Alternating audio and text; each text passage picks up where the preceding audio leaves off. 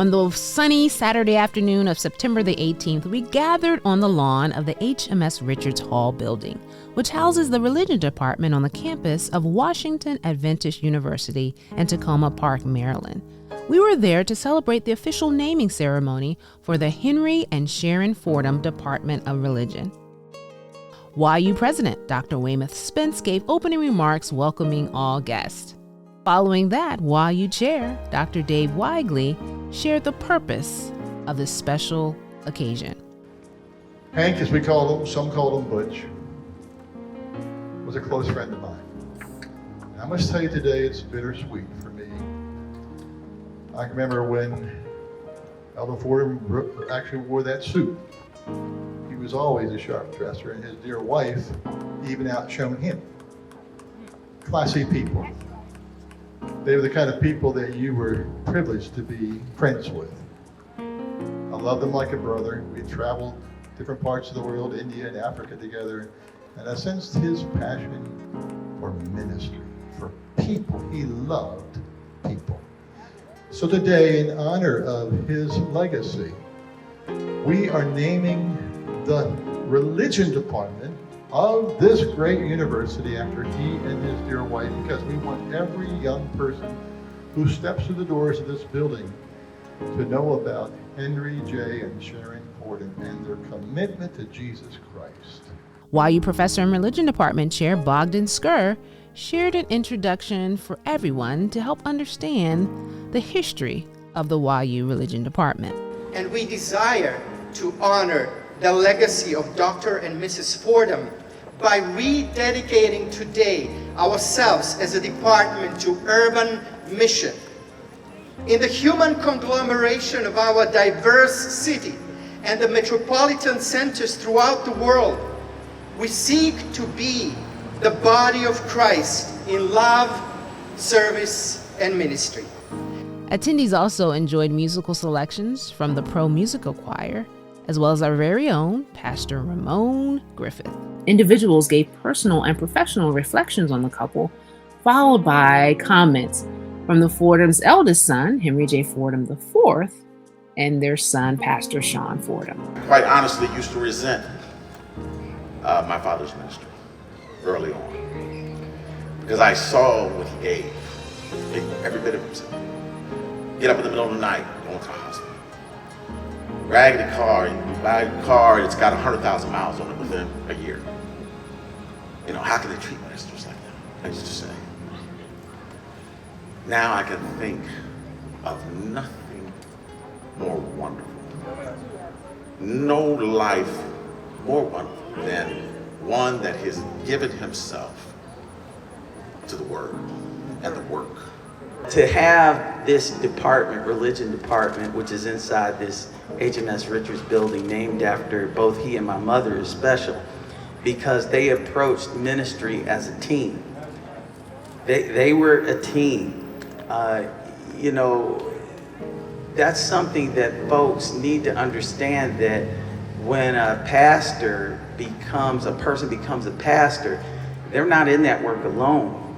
Their spouse is in it with them.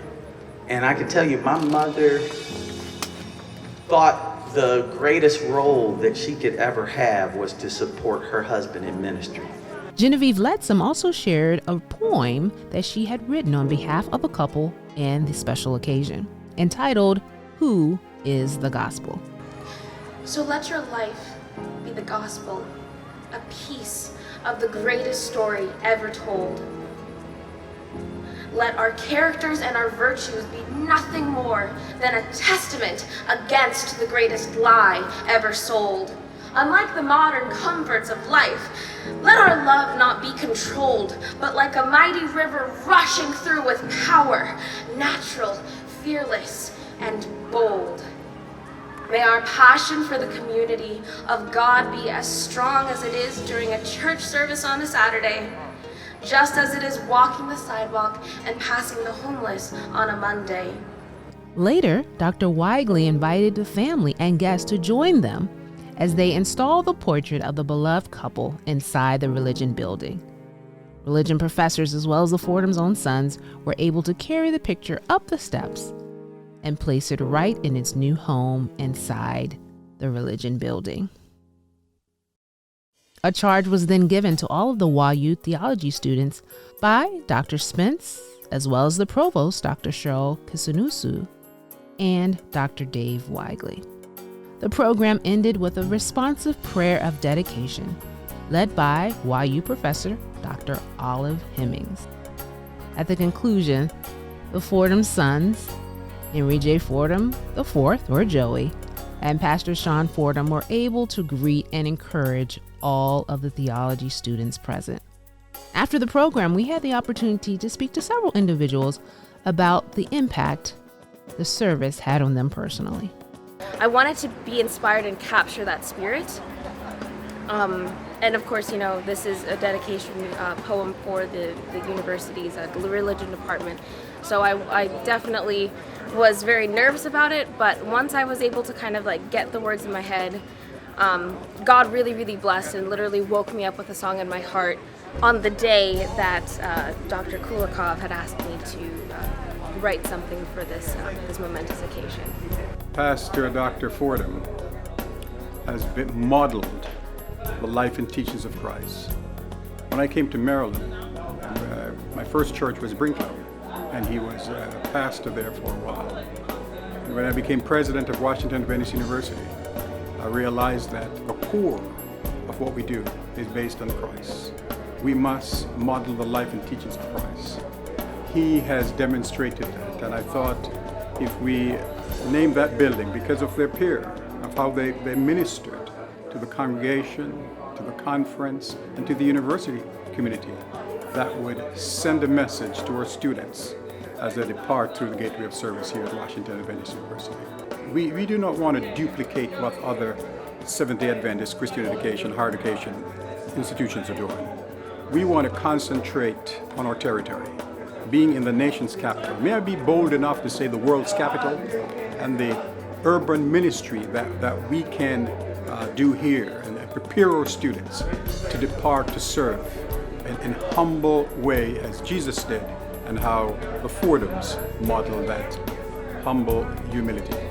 To see the photo of Uncle Butch and Aunt Sherry up there, to know that the Fordham name is going to be on this department, I felt really, really proud, and I was really proud to be able to be here and support my family, support my uncles as they're, going through this difficult time, but also there's so much love and there's so much pride, and they live their lives for God to the fullest, and it's just wonderful to see other people acknowledge that as well, and just see how they touch lives across the globe, and I think that's beautiful. So I was really happy to be here.